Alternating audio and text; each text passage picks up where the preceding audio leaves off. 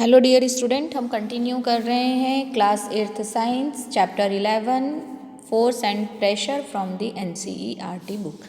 Previous videos में हमने जो अब तक देखा वो फोर्स के बारे में पढ़ा था, डिफरेंट टाइप्स ऑफ फोर्स के बारे में देखा था, जिसमें हमने contact force and non contact force को डिस्कस किया था। कॉन्टैक्ट फोर्स दो तरह का होता है, जिसमें पहला टाइप था मस्कुलर फोर्स और दूसरा था फोर्स ऑफ फ्रिक्शन या फ्रिक्शन फोर्स जिसे बोल सकते हैं। जबकि नॉन कॉन्टैक्ट फोर्स हमने तीन तरह का पढ़ा था। First is the magnetic force, second जो था वो इलेक्ट्रोस्टैटिक फोर्स था, and third one is the gravitational force. तो हमने ये तीनों फोर्स के बारे में डिस्कस किया था, है ना। तो यहाँ जाके हमारा फोर्स के बारे में जितना हमको पढ़ना था हम वो देख चुके हैं। अब फोर्स के बाद हम आ रहे हैं प्रेशर, है ना। प्रेशर भी जो है वो फोर्स से रिलेटेड है, क्योंकि जब भी हम फोर्स अप्लाई करते हैं एक प्रेशर जनरेट होता है। तो अब हम देखेंगे प्रेशर के बारे में कि कब कम फोर्स लगा के ज़्यादा प्रेशर किस तरह जनरेट किया जा सकता है, या कई बार ज़्यादा फोर्स लगाने पे भी कम प्रेशर जनरेट होता है। तो ये सब हम देखेंगे। अगर आपने हमारे प्रीवियस वीडियोस नहीं देखे हैं तो आप हमारे चैनल ब्रजेश बागड़ी पे जाके वो वीडियोस देख सकते हैं। साथ ही साथ आपको हमारे वीडियोस पसंद आ रहे हैं तो हमारे चैनल को लाइक, सब्सक्राइब एवं वीडियो को शेयर करें और बेल आइकॉन प्रेस करें ताकि आपको लेटेस्ट वीडियो की अपडेट मिलती रहे। तो हम स्टार्ट कर रहे हैं pressure. You have learned in class 7 that strong winds during a storm और a cyclone can blow away even the roof tops. आपको याद हो क्लास 7th में हमने पढ़ा था कि जो बहुत तेज़ हवाएं होती हैं, साइक्लोन्स या बहुत तेज़ तूफान जो होता है, वो हवाएं जब तेज़ी से चलती हैं तो घर की छतों तक को उड़ाकर ले जाती हैं। You also learn that winds and cyclones are the caused by the difference in air pressure.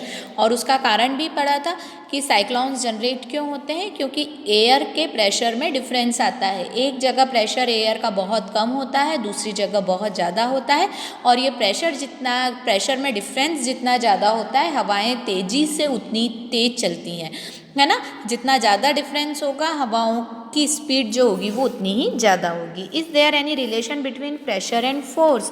क्या प्रेशर एंड फोर्स में कोई रिलेशन है? Let us find out. हम देखते हैं। Try to push a nail into a wooden plank by its head. एक nail को लोहे की कील को किस में करना है? लकड़ी में करना है, ठीक है। और ऐसे ही बस ऐसे यूँ करने से हेड से। Did you succeed? क्या आप सक्सीड हो गए? अब ये इसकी हेड की तरफ से आपने किया है ना, वुडन प्लैंक की हेड की, तो आप क्या सक्सीड हो गए? Now to push the nail by the pointed end, could you do this time? अब उसके पॉइंटेड हेड की तरफ आप यदि करेंगे तो क्या ये कर पाएंगे? बिल्कुल। Try cutting vegetables with a blunt knife and then with a sharp knife which is easier. आपने देखा होगा चाकू जो है जिसकी धार एकदम कम होती है ना, उससे आप सब्जियां काट करें, और एक तेज धार वाले तो किससे काटना ईजी होता है? Do you get the feeling that the area over which is the force is applied plays a role in making task easily.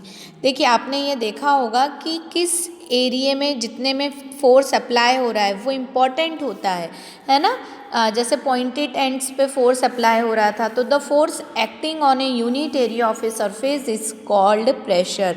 Pressure की डेफिनेशन क्या है? वो फोर्स जो एक यूनिट एरिया, किसी सरफेस के यूनिट एरिया पे लगाया जा रहा है वो क्या कहलाता है? प्रेशर कहलाता है। तो pressure is equal to force upon area on which it acts. Force कितने एरिया में लगाया गया है वो क्या है? प्रेशर है। तब ऑब्वियस बात है, फोर्स जितना ज़्यादा होगा और एरिया जितना कम होगा प्रेशर उतना ही बढ़ता जाएगा।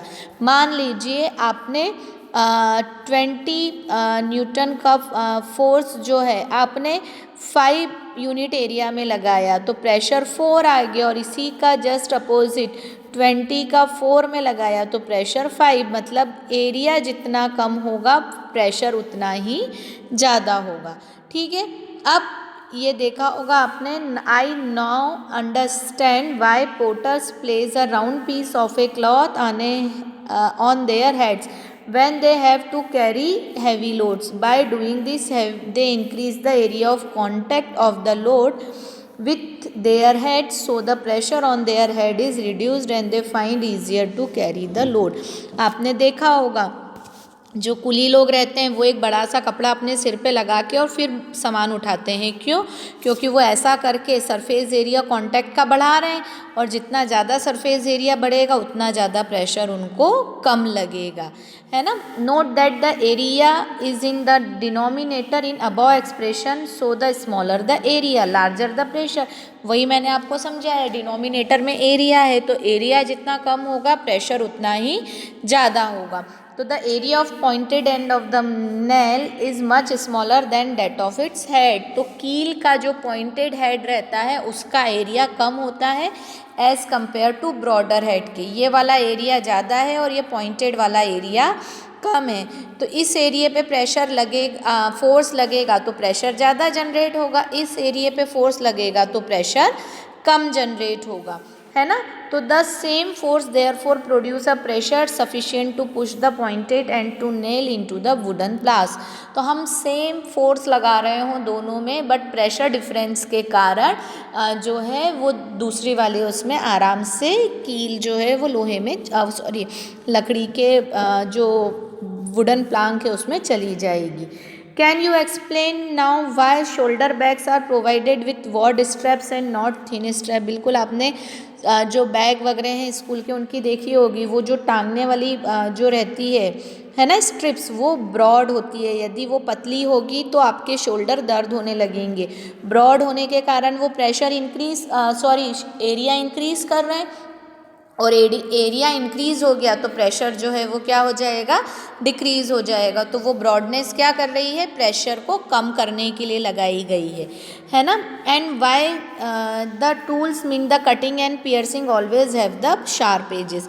इसी तरह काटने वाले, है ना, कट करने वाले, काटने वाले, नोक वाले जितने भी जो टूल्स होते हैं उनकी एज शार्प होती है, क्योंकि वहाँ हमको प्रेशर ज़्यादा चाहिए होता है। Do liquid and gases also exert pressure? Do it also depend on the area on which the force act?